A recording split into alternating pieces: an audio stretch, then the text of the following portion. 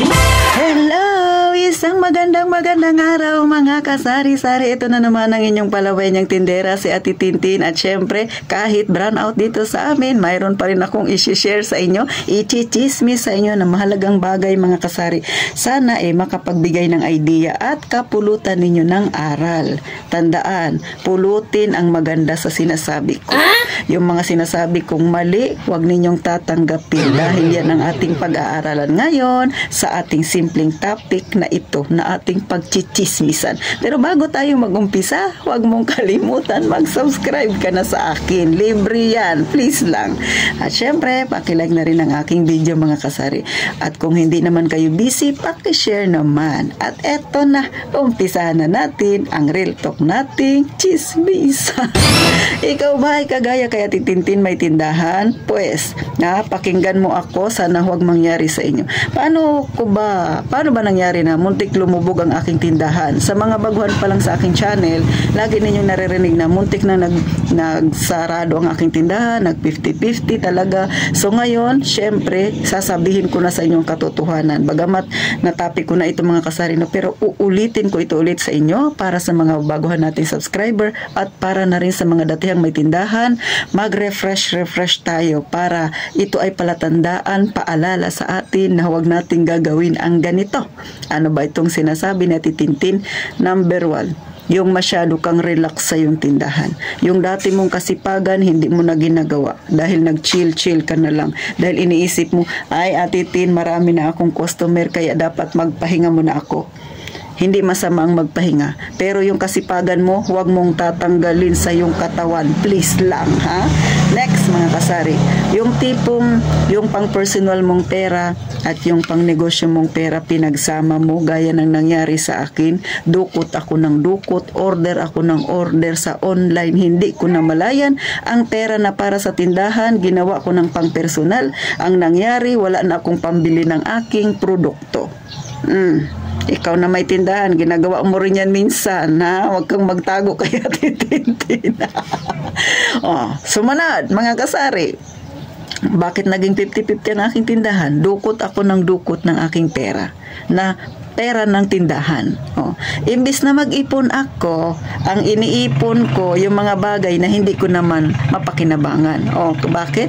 Doon sa Lazada, scroll tayo. Diyan, tingin-tingin, ay ito maganda ito. Kahit na meron ka na, bili ka ng bili. Ang tanong, napakinabangan mo ba? Hindi naman din yan kumikita.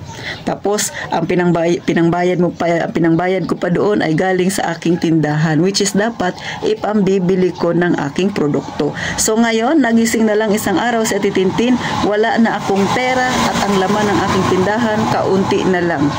Paano ako ngayon mamimili? Tapos maraming customer na pupunta sa iyo, ang isasagot mo, wala ka ng ganong item, na ubos na, pero char lang yon. Ang totoo, wala na talaga akong pambili ng ganong item. Kaya please lang, huwag ninyo akong tularan sa nangyari sa akin, kasi baka mamaya ginaya ninyo, nagpa-chill din kayo, nasyado kayong relax kasi nga marami ng customer. Ay huwag. Kung ano ka noon kasigasig sa yung pagtitindahan, dapat ganon ka pa rin. Kung napagod ka, magpahinga saglit. Pero tandaan mo, ang pera mo sa tindahan, pang negosyo lang yan. Ihiwalay ang pera na pang personal, ha, mga kasari. So, pwedeng mag-chill. Bakit hindi? Pero, yung iyong pera na para sa negosyo, hawakan ng maigi, mga kasari. Next, huwag talagang magpapautang. Huwag talagang magpapauto sa magaling at matamis manalita. Kasi naranasan ko na yan, pinautang ko, hindi nagbayad. Wala na akong magawa, lumipat na ng ibang bahay. Kaya isa rin yan mga kasari, no? Kapag may mga customer kayo na pumupunta sa inyo, nagiging kapalagayan nyo na ng loob, kaut-utang dila nyo na, kung baga kachismisan nyo na, pwede naman yun, di ba? Kasi maganda nga yung ganong relasyon mo sa customer. Pero pagkausapang utangan na mga kasari, lagyan dapat ng gap. Dapat ito lang yung kaya mong ipahiram sa kanya kung hindi may iwasan, pero as much as possible, mas mainam walang utang, mga kasari. At syempre, ang pinakahuli na dapat ninyong gawin, bagamat ginawa ko rin siya, pero kulang ako sa push, ay mag-ipon para in case of emergency, may madudukot kayo. Bagamat ako mga kasari, no, nag-ipon din naman ako, Kaya lang, mas marami yung ginawa kong pamimili doon sa Lazada, sa mga online shopping na yan, kaysa dagdagan yung aking ipon. So, mas maganda, dagdagan ang ipon. Para pag nagka-problema, may madudukot ka, ha, mga kasari. Ulit, huwag kayong masyadong kampante sa inyong tindahan. Kung ikaw ay masipag noon, nag-uumpisa ka pa, hanggang ngayon, hanggang gusto mong magtindahan, dapat masipag ka pa rin.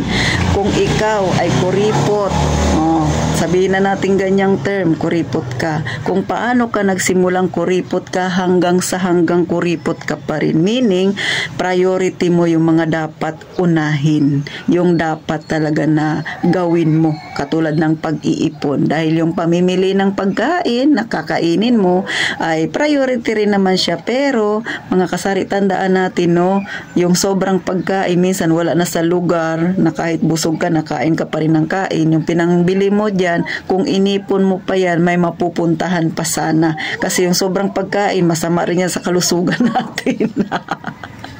So, paano hanggang dito na lang si Ate Tintin, mga kasari, no? Pag-ingatan ninyo ang inyong tindahan, lalo na kung yan yung pinaka main source ninyo ng inyong income. Katulad sa akin, dito ko rin lahat inaasa.